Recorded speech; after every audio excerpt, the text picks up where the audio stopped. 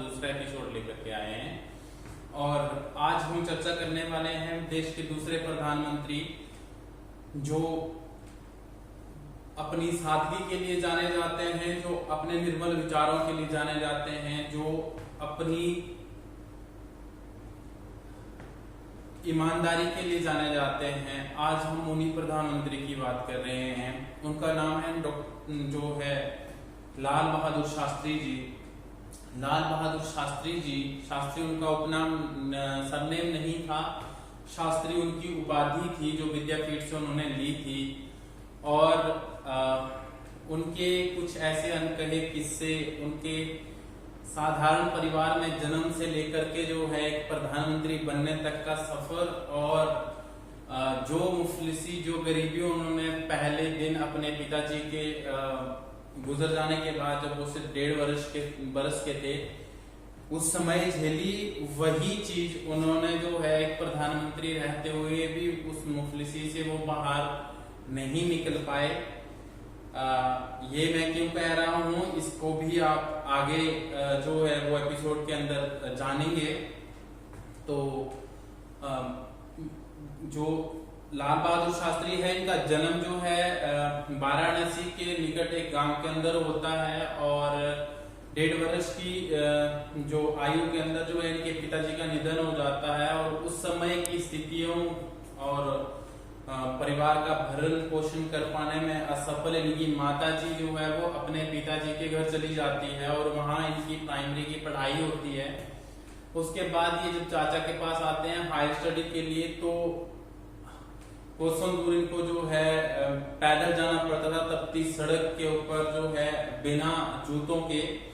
और फिर जो है उधर से इन्होंने जब स्टडी कंप्लीट कर ली हायर स्टडी, तो ये उच्च शिक्षा, तो ये जो है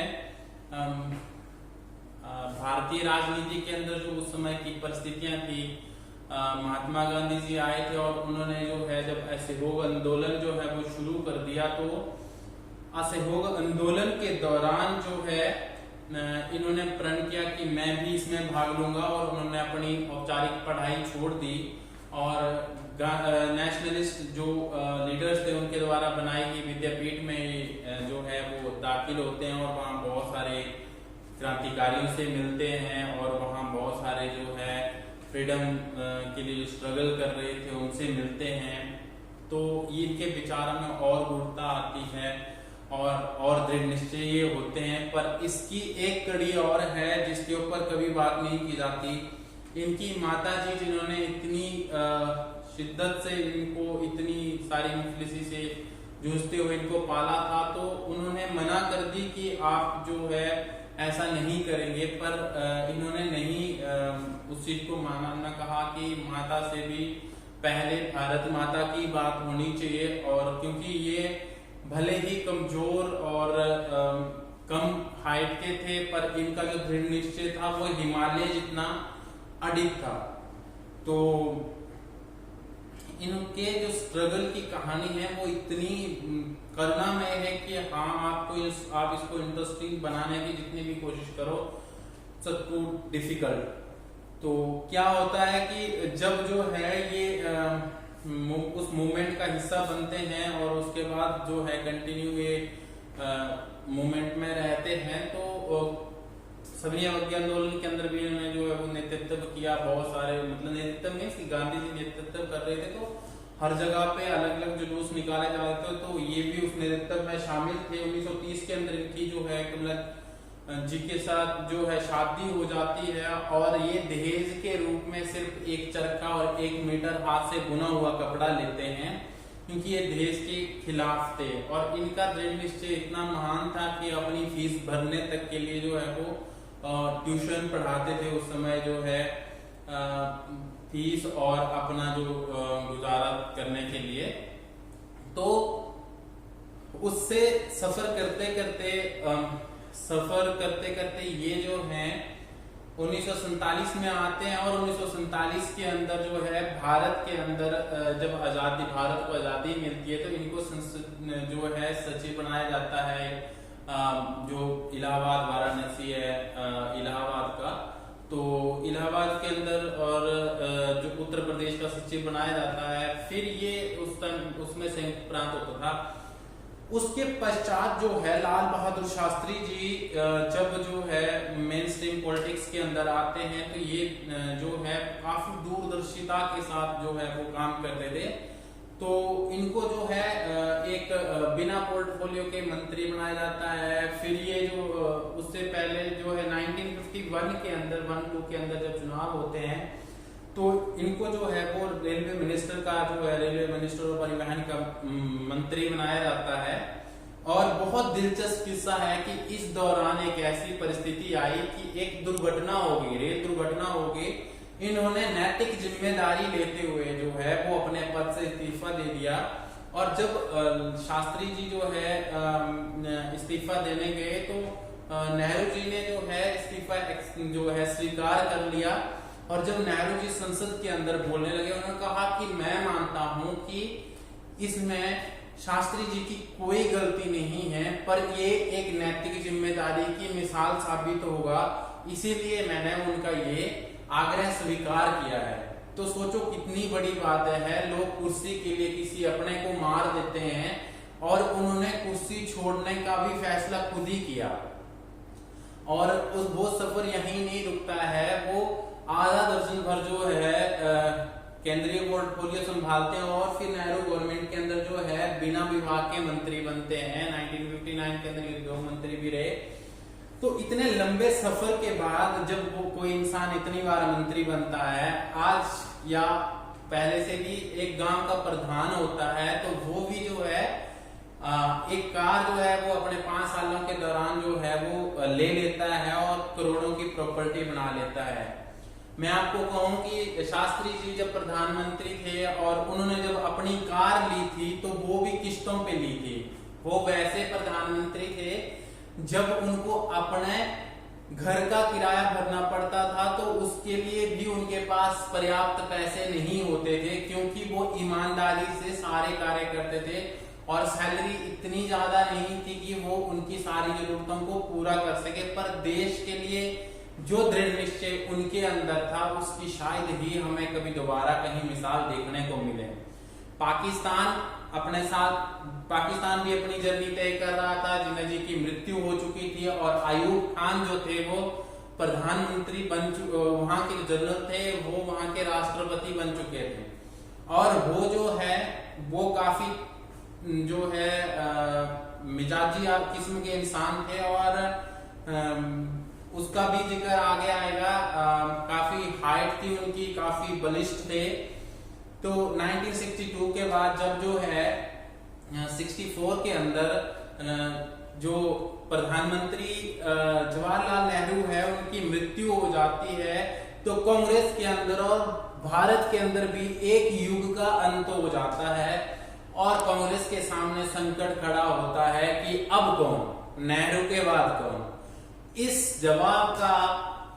सवाल का जवाब ढूंढने का काम दिया गया के कामराज को। के कामराज जो है अपने कामराज प्लान के लिए फेमस है, और उन्होंने, आपको मैं बताऊं कि उन्होंने एक ऐसी मिसाल पेश की थी जो हमारे लिए आज भी अकल्पनीय है।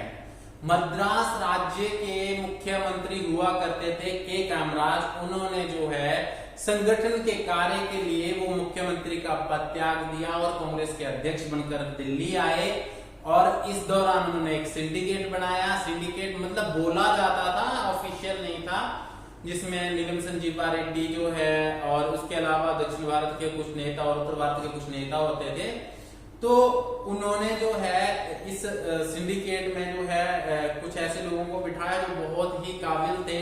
6 केंद्रीय मंत्रियों ने संगठन में काम करने के लिए इस्तीफा दे दिया, बहुत सारे मुख्यमंत्रियों ने इस्तीफा दिया।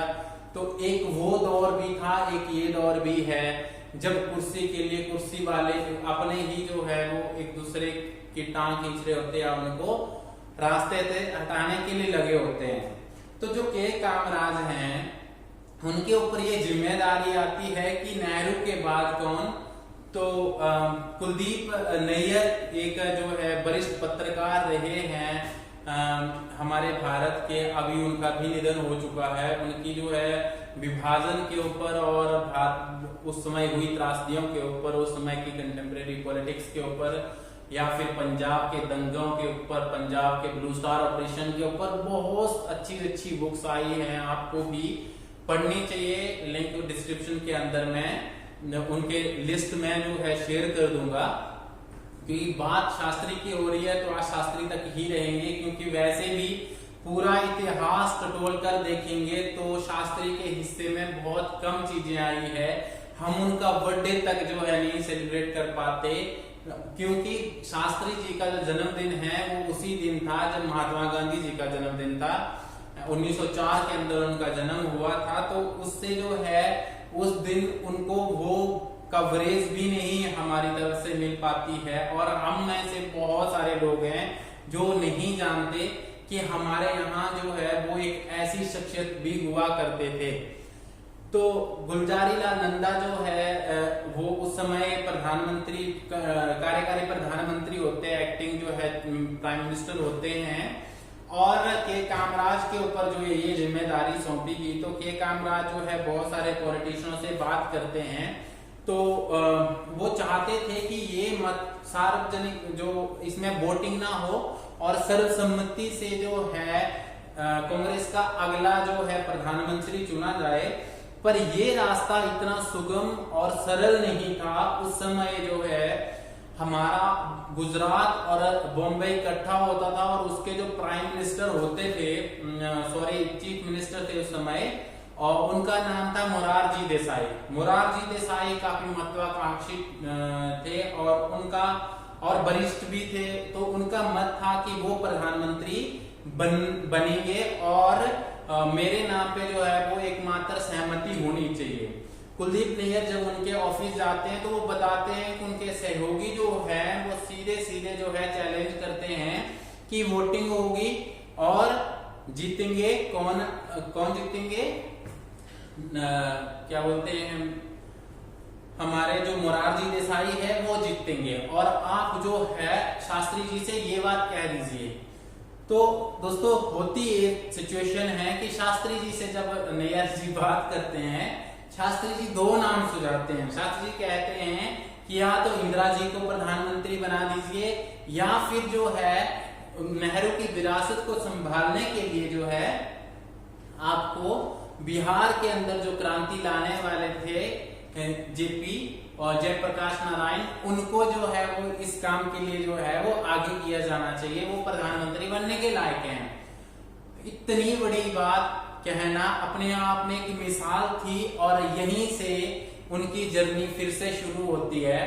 तो जब जो है ये बात जो है आपके मोरारजी देसाई को पता चलती है, तो कहते हैं कि इंदिरा वो छोटी बच्ची, उसको वो छोकरी बोला कि वो छोकरी वो तो प्रधानमंत्री नहीं बन सकती। और रही जयप्रकाश नारायण की बात, तो वो तो जो है स्थिर प्रवृत्ति का इंसान नहीं है, उसको प्रधानमंत्री नहीं बना सकते।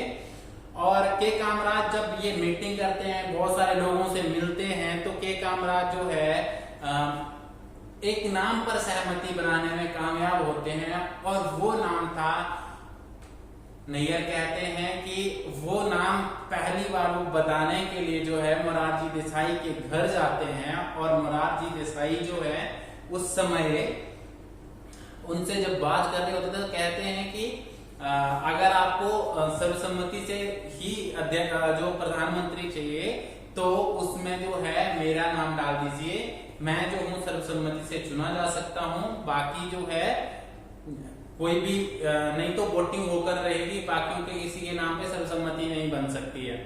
और उस समय के प्रकाश सिंह कैरो जो है उस समय मुख्यमंत्री थे पंजाब के, और बहुत सारे कांग्रेस के जो मेंबर्स थे वो मोरारजी देसाई के पक्ष में थे, पर के कामराज नहीं चाहते थे कि मोरारजी देसाई जो है वो प्रधानमंत्री बने, क्योंकि उनका पिछला रिकॉर्ड और उनकी जो है जल्दबाजी उनको जो है वो भारी पड़ी। और जब उन्होंने अखबारों में अनाउंस किया और बहुत चर्चा जब जो है वो होने लगी, तो उन्होंने उनका रास्ता और आसान हो गया कामराज जी का। उन्होंने जो है उनके घर जाकर उनको सूचित किया कि कांग्रेस की जो है, मैं आपको पता है कि मैं पिछले 3 दिन से कांग्रेस कमेटी की बैठक ले रहा हूँ, संसदीय दल की बैठक ले रहा हूँ, नेताओं से मिल रहा हूँ।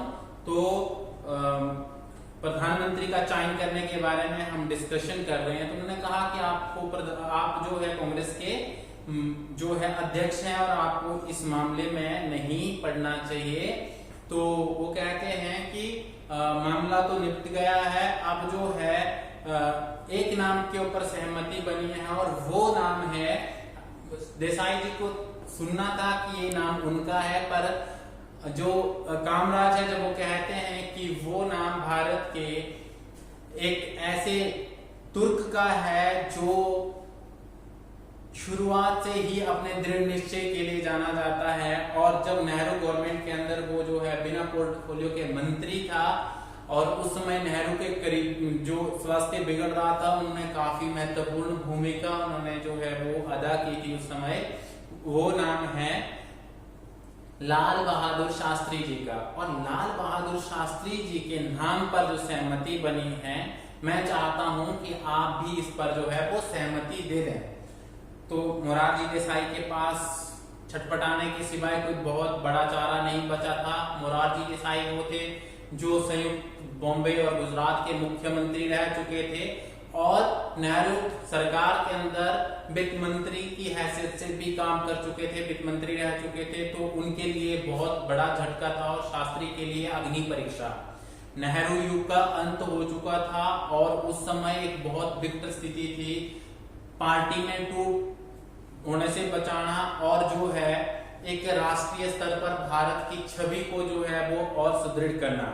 नेहरू के जो शास्त्री जी के व्यक्तित्व को जो है वो कमजोर समझ लिया गया और 1965 के अंदर जो है आपके पाकिस्तान के जो राष्ट्रपति है अयूब, वो जो है एक स्टेटमेंट देते हैं कि हम जो है सैकड़ों टैंकों के साथ दिल्ली मार्च करने वाले हैं, टहलने के लिए हम दिल्ली पहुंच जाएंगे।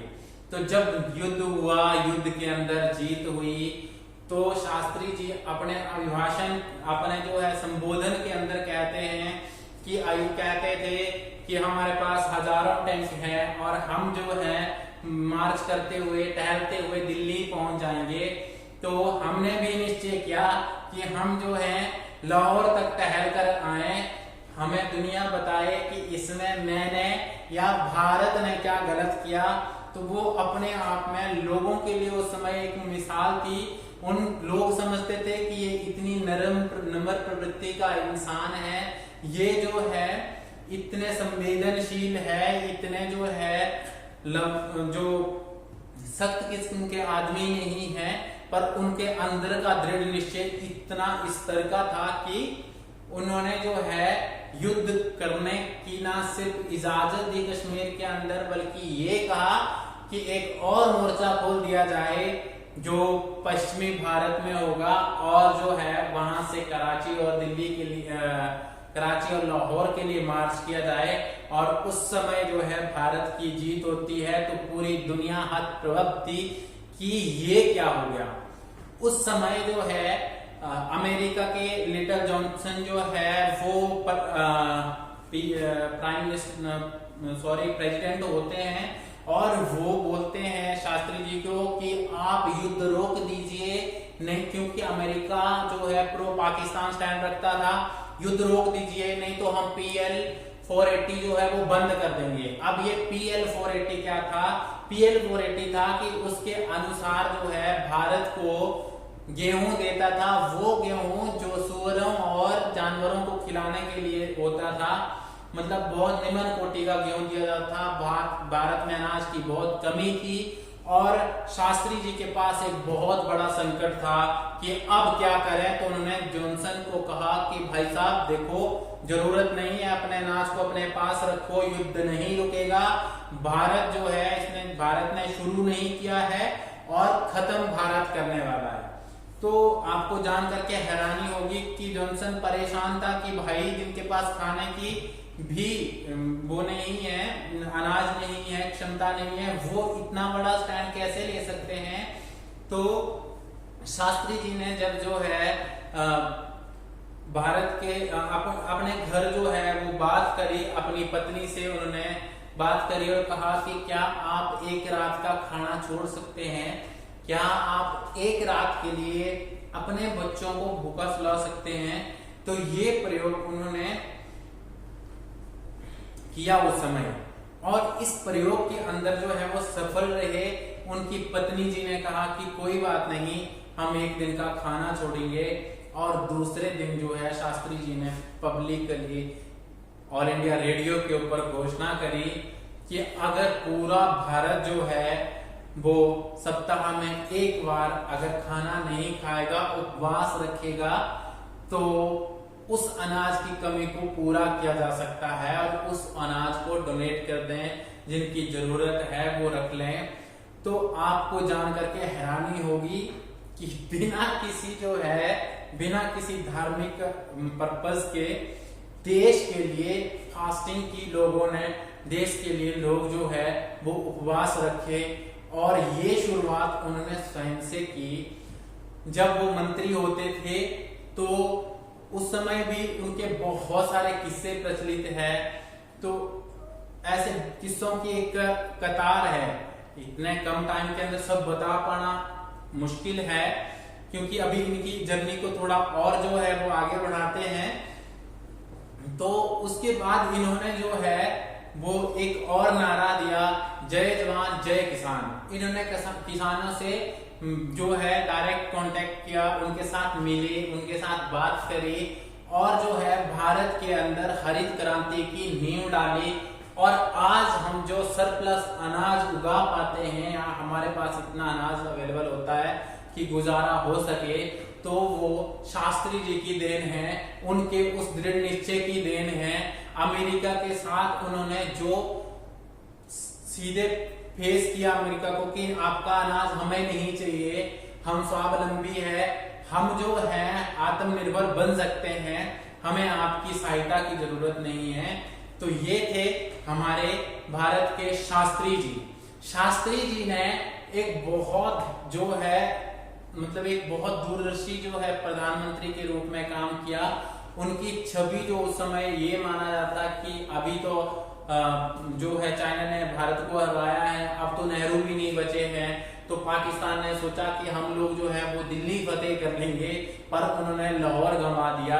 अब यहाँ पे एक और दिलचस्प वाक्य होता है, और हमारे लिए वो काला अध्याय था कि अगर जो है वो तो शायद भारत की जो स्थिति है वो कुछ और होती। शास्त्री जी ने जो है जब युद्ध चल रहा था तो उस समय हमारे जो यूएसएसआर था उसके साथ हमेशा से अच्छे टर्म रहे हैं, पर उसने जो है भारत पाकिस्तान के मध्य चल रहे युद्ध में मध्यस्थता करी, और उज्बेकिस्तान की में एक शहर है ताशकंद, वहां पे जो है वो दोनों देशों के नेताओं को बुलाया, और जो है वहां पे एक समझौता हुआ कि युद्ध विराम किया जाए। उस समझौते के ऊपर हस्ताक्षर होते हैं, और उस हस्ताक्षर के बाद जब शास्त्री जी जो है वो आराम करने जाते हैं, तो उस में जो है संदिग्ध परिस्थितियों के अंदर उनकी मृत्यु हो जाती है। और उस मृत्यु के पश्चात जो है एक बहुत जो है मतलब संदिग्ध थी वो मृत्यु, और भारत के ना वहां जो भारत के अंदर उनका पोस्टमार्टम तक नहीं करवाया जाता है, उस कॉज को फाइंड आउट नहीं किया जाता है। कहने वाले कहते हैं कि जो उनकी मौत के दो चश्मदीद गवाह थे, एक जो है वो डॉक्टर जिसने उस समय चेकअप करते रहे थे, और दूसरे ड्राइवर, उन दोनों की जो है वो संदिग्ध परिस्थितियों के अंदर एक सड़क हादसे में मौत हो जाती है। तो इससे उस जो है कॉन्स्पिरेसी थ्योरी को और बल मिलता है। कहते हैं कॉन्स्पिरेसी थ्योरी के अनुसार कि उनके खाने में जहर दिया गया था। मतलब ये कितना सत्य है ये हम नहीं जानते हैं, और क्यों नहीं जानते हैं, क्योंकि उसके ऊपर जो भारत सरकार ने बाद में एक जो कमेटी गठित की थी, उस कमेटी ने अपनी रिपोर्ट जो है वो आज तक पब्लिक नहीं करी है। उसके लिए जो है वो हमारे जो रिश्ते हैं, बायलैटरल जो रिश्ते होते हैं देशों के साथ, उसके ऊपर जो है वो उसका हवाला दिया जाता है। तो ताशकंद फाइल से एक मूवी है, आप सबको वो जरूर देखनी चाहिए। और इसके अंदर जो है कितना सच दिखाया गया है, पर हाँ ये सच था कि उस समय उस दिन जो है उस समय एक जो है भारत का जो एक सितारा था वो सच में जो है इस दुनिया को छोड़ करके चला गया। अपनी पूरे जीवन के अंदर वो इतना धन जो है नहीं कमाए जिससे जो है वो एक गाड़ी खरीद पाते। उनकी कार जो है वो भी नीलाम हो जाती है बाद में, और वो अपना जो है जो स्ट्रगल था वो पूरी उम्र भारत के लिए, जो भारत के लोगों के लिए करते रहे। और आपको जान करके हैरानी होगी कि जब जो है वो अपने एक विदेशी दौरे पर थे तो उस समय जो है उनके पास पहनने के लिए कोट नहीं था।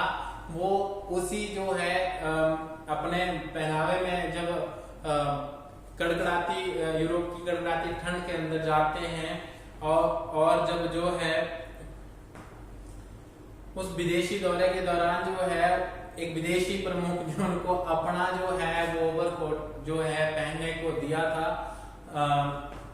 तो ये शास्त्री जी के जीवन से रिलेटेड बहुत सारे किस्से हैं, और उनके जीवन के ऊपर बहुत कम साहित्य या फिर इतिहास हमारे पास अवेलेबल है, जो कि एक सरासर नाइंसाफी है उनके साथ। और कुलदीप नैयर जैसे जो पत्रकार हैं वो उनके बारे में बहुत बखूबी वर्णन करते हैं, पर वो काफी नहीं है। तो उनके लिए भावपूर्ण श्रद्धांजलि हमारी तरफ से। और उम्मीद करता हूं कि आपको ये एपिसोड अच्छा लगा, और आज के समय के अंदर शास्त्री जी की क्या रेलेवेंस है ये हम सबको जो है वो जाननी चाहिए कि उनका क्या योगदान जो है भारत के लिए रहा है और किस समर्पण से उन्होंने काम किया है। Thank you so much. उम्मीद है कि आप इससे प्रेरणा लेंगे और अपने जीवन में उनके किए गए कार्यों को जो है वो इम्प्लीमेंट करने की कोशिश करेंगे। थैंक यू सो मच, धन्यवाद।